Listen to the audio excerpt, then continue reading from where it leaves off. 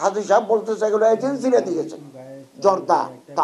জর্দা তামাক আমার বাংলাদেশের আইনে মাদক নয়, কিন্তু সৌদি আরবের আইনে এটা মাদক। একজন হাজি সাহেবের লাগেজের ভিতরে আপনি জর্দা দিবেন কেন? পয়সা অন্যভাবে আমরা কামাতে পারি না? এগুলো আমাদের বাংলাদেশের মর্যাদা, ভাবমূর্তি ক্ষুণ্ণ হচ্ছে। সবচেয়ে বড় কথা, 10 তারিখ জেদ্দা বিমানবন্দরে 45 জন ওমরা হাজি নিয়ে একটা এজেন্সির মালিক গেছেন। তিনি 2 কেজি 800 গ্রাম সোনা নিয়ে বাংলাদেশে ঢুকছিলেন। 45 পিলগ্রিমস নিয়ে ধরা পড়লেন। মুহূর্তের ভিতরে বাংলাদেশ সরকারের সাথে যোগাযোগ, যে তোমার হাজি, তোমার এজেন্সি 2 কেজি 800 গ্রাম সোনা নিয়ে জেদ্দা বিমানবন্দরে ধরা পড়ছে। এটা গ্রুপ লিডার ধরা পড়ছে। তারপরে আমাদের লোক গেল, আমরা ট্রান্সলেটর পাঠালাম, মাহমুদ ভাইকে পাঠালাম।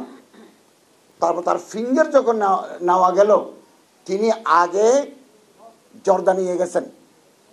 তিনি এর আগে এই ঘুমের ওষুধ সিডাক্সেন, রিবুট্রিল যেগুলো বেশি খেলে মাদকের কাজ করে নিয়ে গেছেন। 3000 বিডি নিয়ে গেছেন, বিড়ি সিগারেট নিয়ে গেছেন। ভাই, আমি আপনাদের সহযোগিতা কামনা করি। এ সমস্ত এজেন্সি, এ সমস্ত গ্রুপ লিডাররা যদি বাংলাদেশে গিয়ে সোরা কারবারি, বিড়ি, জর্দা, মাদক, সিগারেট এগুলো নিয়ে যান, তো আমাদের ভাবমূর্তি একেবারে নষ্ট হয়ে যাচ্ছে। এটা তো সৌদি আইনে হবে, এটা সৌদি গভর্নমেন্ট আইন, কিন্তু আমাদের ভাবমূর্তি নষ্ট হচ্ছে। অনেক সময় হাজির প্যাকেটের ভিতরে এগুলো থাকে, আমাদের মশলা দিয়ে আনতে হয়। আর এগুলো আপনারা সহযোগিতা করবেন।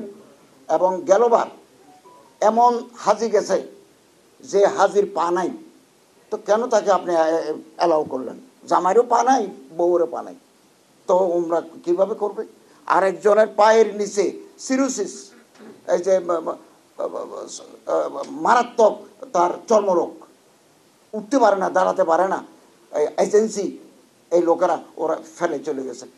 আমরা আবার লোক দিই, তাকে হজের আরকানা হাকাম ঠিক করেছি। একজন নিয়ে গেছে আব্দুল আজিজ, 82 বছর বয়স, মেন্টালি আপসেট, মানসিক রোগী। এই মানুষটা হারিয়ে গেছে, হজের আগে হারিয়ে গেছে, আমরা তাকে পাই নাই। কেন তাকে পাঠাচ্ছেন আপনারা? পয়সার জন্য? এই মানুষটাকে তো পাই নাই। আমরা তার কবরস্থান খোঁজ করেছি, হসপিটাল খোঁজ করেছি, ল এনফোর্সিং এজেন্সিকে সৌদি আরবে আমরা জানিয়েছি, খোঁজ দিতে পারেন। এটা আমার জন্য দুঃখ। বাংলাদেশের এক হাজে হজ করতে গেল, আমরা তাকে ট্রেস আউট করতে পারলাম না, কোথায় হারিয়ে গেল। এর আগে 1 বছর একটা লাশ পাওয়া গেল পাহাড়ের উপরে, লাশ তো নাই, এসকেলেটন।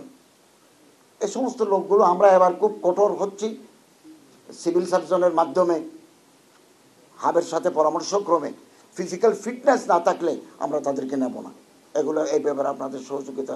আপনারা খুব, হ্যাঁ, একটা সমস্যা আছে, একটা বাচ্চা হয়েছে, সৌদি আরবে হজ করতে গেছে, বাচ্চা হয়েছে।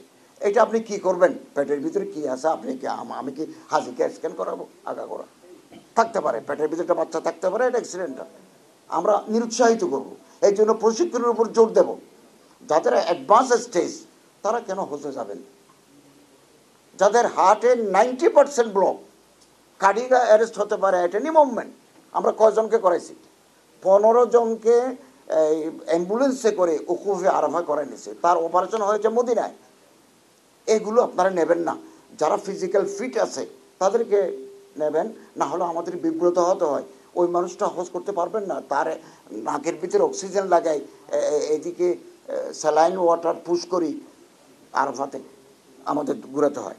আর মধ্যসূত্রভোগীরা, আমি খুব উদ্বিগ্ন। হাবের মজুমদার সাহেব আছেন, সরওয়ার সাহেব আছেন, আমরা আলোচনা করব মধ্যসূত্রভোগীদের এই অত্যাচার থেকে যাতে হজ ব্যবস্থাপনাকে মুক্ত রাখা যায়। আপনাদের সহযোগিতা কামনা করি।